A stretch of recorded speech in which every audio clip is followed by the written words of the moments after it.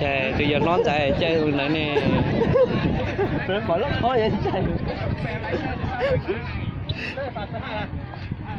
Chín đũa xuống rồi nè.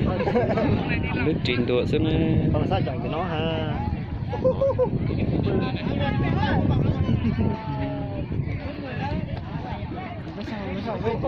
Chết.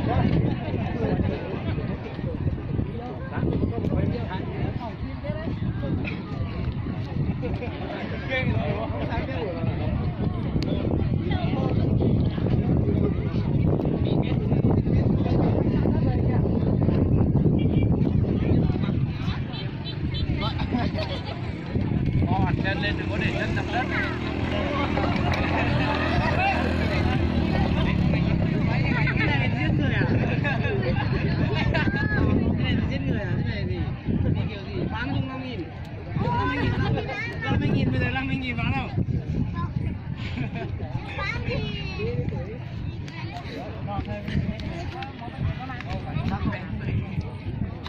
Giờ tụi con lâu là đông mấy.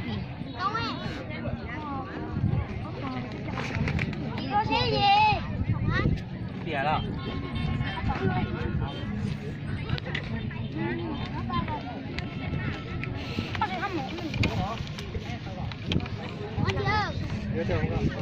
Có xe hả? Hả? Có xe hả? Trời, quay giờ chết xe. Quay giờ chết xe. Từ tin lòng nó chạy của chị Malaysia nó nè, ta xì chó nó cho tới chạy được bắt chạy nè. Muốn kiếm được dài xưa Nó thì hay rồi đúng không? Mà giờ chạy to. Ít tầm miếng này thì nhất là quay này, buổi từ trên miếng từ trên là quay cùng mày. Nhà thay ảnh kia mày. Đúng rồi, giờ chừng chờ anh đấy, hai anh biết thật.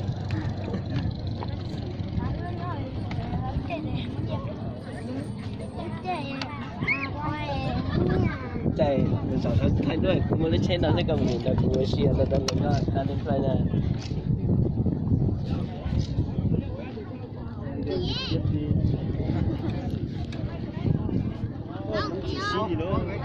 Chị cũng đang đó kìa.